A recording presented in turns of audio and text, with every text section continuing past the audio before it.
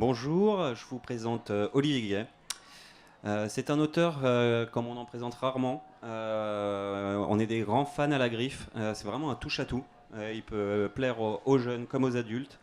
Et j'ai vraiment envie de vous le faire découvrir aujourd'hui. Ma première grande question, pourquoi avez-vous publié à la Bibliothèque Verte ?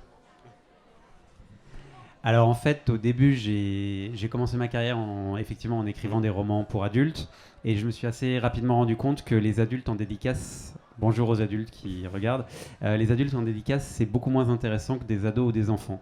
C'est-à-dire que nous, quand on est en dédicace, et je m'inclus dedans, on a une certaine pudeur qui fait que on va dire j'ai bien aimé le livre, puis généralement ça va s'arrêter là. C'est pas la même chose avec les ados, c'est pas la même chose avec les enfants. Ils vont citer des passages, ils vont vous lire des passages de votre propre livre, ils vont les mettre en couleur, ils vont se déguiser comme certains personnages du livre. Donc en fait, quand j'ai eu l'opportunité d'écrire pour la Bibliothèque Verte, pour moi c'était génial, et ça a complètement ça a changé la vision que j'avais de l'écriture.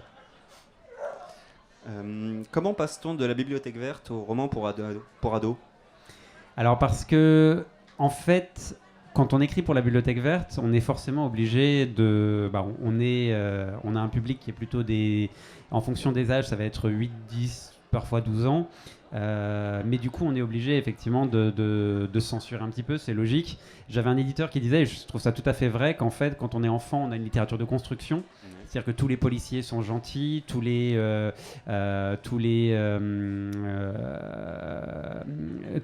méchants sont habillés en noir, etc., etc. Parce que c'est important pour construire un peu sa psyché, c'est important pour avoir des repères. Et ensuite, on peut rentrer dans une littérature de déconstruction, c'est-à-dire qu'on peut dire, d'accord, c'est un policier, mais ça n'empêche pas forcément des mémoires, par exemple. Et c'est là qu'on va déconstruire. Mais on peut pas, dans une histoire de 8 ans, on peut pas avoir des personnages qui soient vraiment très nuancés parce que ça perturbe un peu les choses. Écrire pour les adolescents, c'est rentrer dans cette littérature de déconstruction, c'est avoir des anti-héros, et ça me plaît énormément. Comment vous êtes-vous lancé dans la littérature fantasy ? Alors la fantasy, c'est mon coup de cœur en fait. C'est une littérature à laquelle je touche depuis que je suis tout petit. En fait, mes parents ont fait une erreur fatale. Quand j'avais 6 ans, comme beaucoup de garçons, j'étais un fan des dinosaures. On a tous une période dinosaure, généralement, quand on est enfant. Donc j'avais plein de livres sur les dinosaures, et mes parents m'ont offert un livre sur les dinosaures, et 2 erreurs. 1, c'était pas un dinosaure, c'était un dragon. Et 2, en fait, c'était pas un livre, c'était un livre dont on est le héros. Voilà, donc en fait, sur le même livre, j'avais 6 ans, je comprenais pas le principe, donc je lisais dans l'ordre et je comprenais pas la logique. Mais j'ai découvert à la fois, effectivement, l'univers de l'heroic fantasy, l'univers ludique qu'il y avait autour. Et je pense que j'étais perdu. J'ai lu tout de suite, à l'époque, les Tolkien, Moorcock, enfin tout ce qui me passait sous la main. Et j'ai toujours eu envie d'écrire de l'heroic fantasy. Et voilà, et donc aujourd'hui je suis super content évidemment de vivre de ma plume, et super content d'avoir des romans d'heroic fantasy qui marchent, quoi. Ah ouais, surtout La Main de l'Empereur, dont je suis un grand fan. Écoute, ça me fait super plaisir, tu vois. Comment vous êtes arrivé à adapter la BD d'Astérix ? Alors il faut savoir que dans la vie j'ai énormément de chance, mais c'est honteux en fait, c'est vraiment juste hallucinant. Et il se trouve que du coup je travaillais pour la Bibliothèque Verte, et on m'avait demandé de faire des livres de Bibliothèque Verte sur le film Astérix. Donc, comme c'est une grosse machine, j'ai signé un énorme accord de confidentialité. J'ai pu voir le film en avant-première avec des parties qui étaient montées, des parties qui n'étaient pas montées, etc. Et j'ai travaillé, j'ai fait des romans pour la Bibliothèque Verte. Et en fait, les éditions Albert René, qui travaillent main dans la main avec Hachette, qui sont dans les mêmes bâtiments, etc., appellent Hachette et disent: est-ce que tu connais quelqu'un qui pourrait travailler avec des délais assez courts sur Astérix ?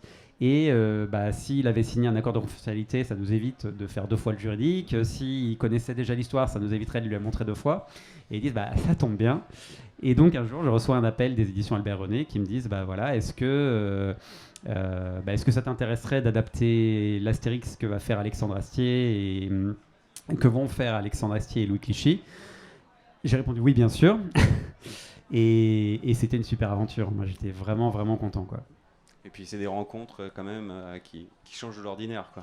C'est ce que je disais, c'est qu'en fait moi j'étais évidemment très content de rencontrer Alexandre Astier parce que Kaamelott, parce que plein de trucs, mais la véritable émotion, le côté primal, c'est quand j'ai rencontré Uderzo, parce que Uderzo, c'est mon enfance.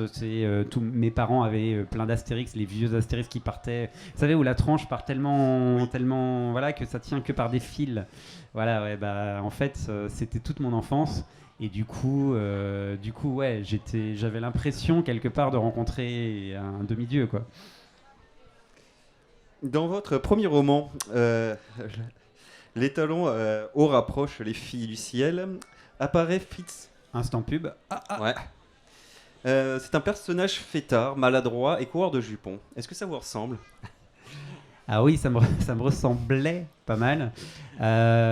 Tout simplement parce que c'est mon tout premier roman et que c'était une solution de facilité. C'est-à-dire que j'avais pas forcément le recul, la compétence nécessaire pour inventer des personnages. Et moi, ce qui est très important dans mes histoires, je suis pas forcément l'écrivain qui a les scénarios les plus originaux, les plus développés, les plus complexes, etc. Mais il y a un truc dont je suis très fier, c'est que mes personnages sont toujours cohérents, vont toujours se réagir à ce qui leur arrive de manière cohérente, et c'est le plus important pour moi. Je veux pas qu'un lecteur en lisant dise ah bah ça c'était trop facile, ou ah bah moi j'aurais pas réagi pareil, etc. Et bah quoi de mieux pour que nos personnages réagissent de manière cohérente que d'avoir quelqu'un qui nous ressemble. Donc oui, mon premier personnage ressemblait beaucoup et c'était super facile. Du coup, quand il lui arrivait un coup dur, quand il lui arrivait quelque chose, j'étais là, je me dis bah qu'est-ce que je ferais à sa place, et du coup c'était très facile d'y répondre.